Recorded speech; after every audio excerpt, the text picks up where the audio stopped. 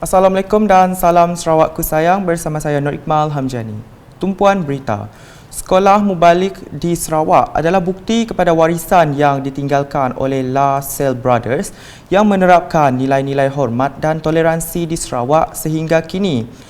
Menurut Premier Sarawak, Datuk Patinggi Tan Sri Dr. Abang Abdul Rahman Zohari, Tun Datuk Abang Openg, naik taraf semua sekolah mubalik di negeri ini dibiayai Kerajaan Sarawak walaupun kekurangan dana daripada Kerajaan Persekutuan untuk menampung keperluan semua sekolah. And started the mission school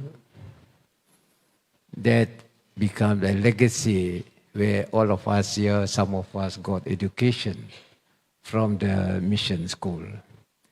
If not because of education, I do not know where are we. But because of that spirit of togetherness, we are able to build our community in such high tolerance level. I would like also to express my appreciation to our bishop and the other faith for your contribution to the development of the state. I, for one, also benefit from the mission school. And I think a lot of our friends here also the same thing.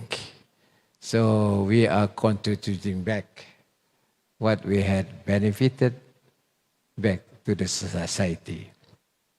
Beliau berkata demikian semasa berucap dalam majlis rumah terbuka Christmas Anglican di St. Thomas Cathedral Parish Hall, Kuching pada Isnin. Menurutnya, Menteri Kerja Raya Datuk Seri Alexander Nantalinggi pernah memberitahunya Kerajaan Persekutuan menghadapi kekangan dana yang tidak mencukupi untuk menambah baik sekolah di Kapit. You know, Datuk Sri Alexander was telling me what happened in Kapit.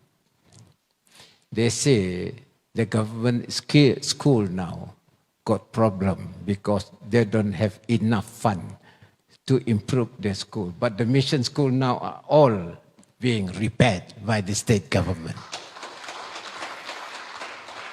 And this is the approach we are taking. In fact, we have a common objective here. Besides whether we are from various political divide, we have one common, I think, objective. As I speak of our political background, that is to help people and to have good education to be given to Sarawakian. Tambah beliau lagi, Kerajaan Sarawak baru-baru ini telah meluluskan Soviet Wealth Future Fund Bill yang bertujuan menjimatkan sebahagian daripada hasil negeri untuk masa depan rakyat Sarawak. Ujarnya adalah menjadi aspirasi Kerajaan Sarawak suatu hari nanti dapat memberikan pendidikan percuma kepada rakyat Sarawak di Universiti Sarawak. Dalam pada itu, Premier Sarawak turut mengingatkan rakyat di negeri ini untuk melindungi dan mengekalkan toleransi yang tinggi dalam kalangan agama yang berbeza di Sarawak agar ia membolehkan semua orang meraihkan setiap perayaan dalam persekitaran yang aman. Sehubungan itu, katanya unit hal ehwal agama-agama lain Unifor ditubuhkan dan diketuai Timbalan Premier Sarawak Dato' Amar Douglas Uga Embas bertujuan membantu bukan sahaja rumah ibadah tetapi juga sekolah mubalik. Yang penting ialah kita mewujudkan suasana yang baik so that people can pray to God in a very peaceful manner in a building that is suitable for them. The same case with the other faith. I'm sure Dr. Khaira is looking forward for a new temple, a sect temple. Itu pun kita bagi juga untuk sect temple. The same juga dengan Buddhism, kita bantu. Dan inilah yang ada di Sarawak. I'm just contributing a bit. Whatever I can during my tenure as your head of government. Majlis tersebut turut diselitkan dengan penyampaian sumbangan kepada 5 organisasi iaitu Society of the Blind, Sarawak Cheshire Home, Society for Cancer Advocacy and Awareness CAN, Persatuan Autistik Kuching dan Rumah Seri Kenangan Kuching. Berita seterusnya. Sebanyak 4 pertubuhan bukan kerajaan NGO menerima cek geran projek kecil luar bandar MRP bagi kawasan Dewan Undangan Negeri Dun Jemoreng membabitkan jumlah keseluruhan RM25,000. Penyerahan geran telah disempurnakan oleh Timbalan Menteri di Jabatan Premier Sarawak, Integriti dan Ombudsman merangkap Ahli Dewan Undangan Negeri Adun Jemoreng Datuk Mursyid Diraja Dr. Juanda Jaya di Dewan Masyarakat Kampung Jemoreng pada Ahad. Penerima geran adalah Jawatan Kuasa Bola Sepak dan Futsal Matu, Jawatan Kuasa Kemajuan dan Keselamatan Kampung JKKK, Kampung Jemoreng Hilir Matu, JKKK Kampung Jemoreng Hulu Matu dan Madrasah Abdul Latif Kampung Pergau Matu. Dalam pada itu, Dr. Juanda juga menasihati para penerima agar menggunakan peruntukan tersebut sebaik mungkin dan berharap mereka bertambah aktif dalam mengadakan pelbagai aktiviti kesukanan serta program kemasyarakatan seperti gotong royong dan sebagainya di kawasan tersebut. Beliau juga sempat memenuhi jemputan ke Majlis Perkahwinan Masyarakat di Kampung Jemoreng sambil menyantuni penduduk yang hadir ke majlis tersebut.